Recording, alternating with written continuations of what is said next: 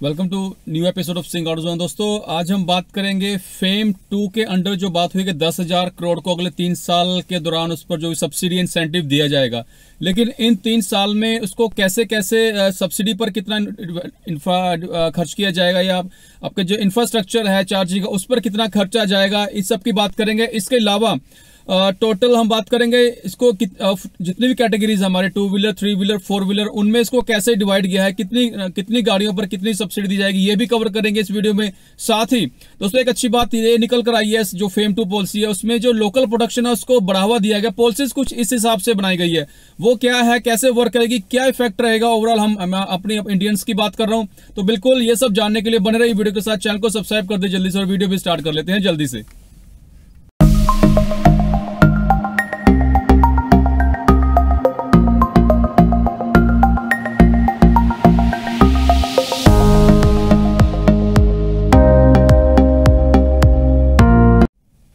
दोस्तों सबसे पहले बात करते हैं जो 10,000 करोड़ रुपए खर्चा जाएगा अगले आने वाले 3 सालों में, उसको कैसे कैसे डिवाइड किया उस पर पहले बात करते हैं। जिसमें सबसे पहले आता है सब्सिडी जो भी रहेगी गाड़ियों पर।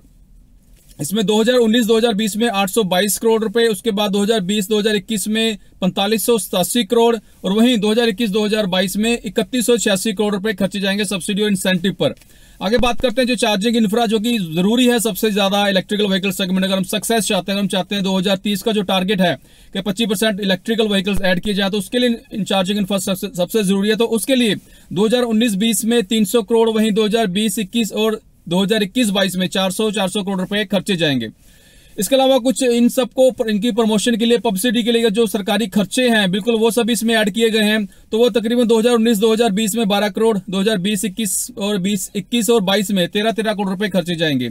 ये सब मिलाकर बनता है 9634 करोड़, लेकिन अभी बैलेंस है 336 करोड़। और ये वो है कि दोस्तों क्योंकि अभी कुछ टाइम पेंडिंग है, 1 अप्रैल 2019 से शुरू होगी फेम, लेकिन फेम 2 में कुछ कंपनी गवर्नमेंट ऑफ इंडिया की तरफ से जो कमिटेड था कि खर्चा किया जाएगा वो कुछ अमाउंट बैलेंस है जो कि तकरीबन 366 करोड़ है, उससे पहले वो भी खर्चा जाएगा।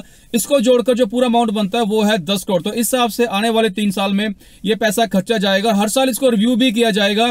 और वैसे ओवरऑल जो फेम 2 पॉलिसी है ये 5 साल के लिए बनाई गई, जो कि लॉन्ग डिमांड थी कंपनीज की, किस तरह लॉन्ग टर्म पॉलिसी लेके आइए, तभी एक विश्वास बनेगा, तभी जो इन्वेस्टमेंट का माहौल है वो इंडिया में बनेगा। अच्छी बात है दोस्तों, सब कुछ पॉजिटिव निकल कर आ रहा है। आगे बात करते हैं इसको कैसे नंबर ऑफ व्हीकल्स में कैसे डिवाइड किया गया है। सबसे पहले बात करते हैं 2 व्हीलर्स की। तकरीबन 10 लाख 2 व्हीलर्स को कवर किया जाएगा। 20,000 रुपए मैक्सिमम सब्सिडी रहेगी, लेकिन मैक्सिमम प्राइस उस स्कूटर का यहां पर 1.5 लाख से ज्यादा नहीं होना चाहिए। आगे बात करते हैं 3 व्हीलर की। मैक्सिमम 5 लाख 3 व्हीलर्स कवर किए जाएंगे। मैक्सिमम 50,000 सब्सिडी मिलेगी, लेकिन वहां उसका मैक्सिमम प्राइस 5 लाख से ज्यादा नहीं होना चाहिए। अब बात करते हैं 4 व्हीलर्स की। तकरीबन 35,000 4 व्हीलर्स जो इलेक्ट्रिकल कार्स हैं उसको कवर किया जाएगा। मैक्सिमम सब्सिडी 1.5 लाख की दी जाएगी और वहीं मैक्सिमम जो प्राइस कार का 15 लाख से ज्यादा नहीं होना चाहिए। वहीं हाइब्रिड को भी इस बार ऐड किया गया है। मैक्सिमम 20,000 हाइब्रिड कारें इस को कवर किया जाएगा। मैक्सिमम 13,000 सब्सिडी मिलेगी जो ऑलरेडी मिल रही है ऐसी टाइप की, और वहीं कार का प्राइस मैक्सिमम 15 लाख से ऊपर नहीं होना चाहिए। अब लास्ट में इलेक्ट्रिकल बसेस की बात करते हैं। टोटल 7,090 इलेक्ट्रिकल बसेस को ऐड किया जाएगा और उसको मैक्सिमम सब्सिडी इस बार लास्ट टाइम परसेंटेज थी, इस बार उसको फिक्स कर दिया गया लमसम के मैक्सिमम आपको 50 लाख तक की सब्सिडी मिलेगी, लेकिन वहीं इलेक्ट्रिकल बस का प्राइस 2 करोड़ से ज्यादा नहीं होना चाहिए। तो यह था दोस्तों ओवरऑल जिस हिसाब से इस पैसे को नंबर ऑफ व्हीकल्स में डिवाइड किया गया है। यहाँ बिल्कुल मैं थोड़ा एक और ऐड करना चाहता हूँ, जैसे मैंने बताया था स्टार्टिंग में कि इस बार की जो पॉलिसीज है, जो फेम 2 पॉलिसी कुछ इस तरह से बनाई गई है कि कंपनीज को चाहे मजबूरी कह लीजिए, चाहे बाय फोर्स या कुछ भी है, उनको मेड इन इंडिया प्रोडक्ट लाने पड़ेंगे, तभी वो जो सब्सिडी है, जो इंसेंटिव है, जो ऑटो कंपनी स्पेशली वो उसका बेनिफिट ले पाएगी। गवर्नमेंट ऑफ इंडिया ने क्या किया है, उनका कहना है कि जो भी 2 व्हीलर 3 व्हीलर 4 व्हीलर इनकी अगर मिनिमम 50% अगर लोकलाइजेशन होगी, मींस भारत में 50% पार्ट्स बनेंगे, तब वो एलिजिबल होंगे किसी तरह भी सब्सिडी या इंसेंटिव, अदरवाइज उनको सब्सिडी नहीं मिलेगा। ऐसे में जो कुछ इसी साल आई थिंक 2 प्रोडक्ट आने वाले हैं, निसान की लीफ और Hyundai की कोना एसयूवी, इलेक्ट्रिकल एसयूवी, इन दोनों प्रोडक्ट पे अगर बिल्कुल अप्रैल के बाद ही लॉन्च होंगे तो इन पर सब्सिडी मिल पाएगी, क्योंकि ये दोनों प्रोडक्ट CKD यानी कि complete knock down units route के थ्रू डिसेंबल होकर इंडिया में आते हैं, यही सैंपल होकर इसको, तो ऐसे में बिल्कुल आप समझ सकते हैं कि 50% तो पॉसिबल नहीं है। तो ऐसे में इन गाड़ियों पर आपको सब्सिडी नहीं मिलेगी जब भी लॉन्च होंगी। उसके अलावा इलेक्ट्रिकल बसेस के लिए 40% का लोकलाइजेशन का क्राइटेरिया रखा गया है।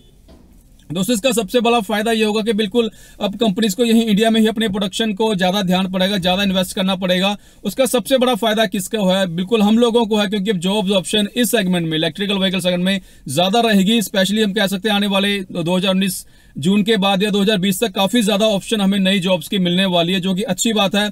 मैं बिल्कुल बहुत अच्छी पॉलिसी मानता हूँ, स्पेशली एम्प्लॉयमेंट के हिसाब से जो ये कदम उठाया गया बहुत बहुत अच्छी है। दोस्तों आज के लिए इतना ही। वीडियो अच्छी लगी तो सब्सक्राइब तो आप लोग कर रहे हो, उसके लिए बहुत बहुत शुक्रिया। पसंद आई हो, कुछ इन्फॉर्मेटिव लगी तो शेयर जरूर कीजिएगा। धन्यवाद दोस्तों वीडियो देखने के लिए।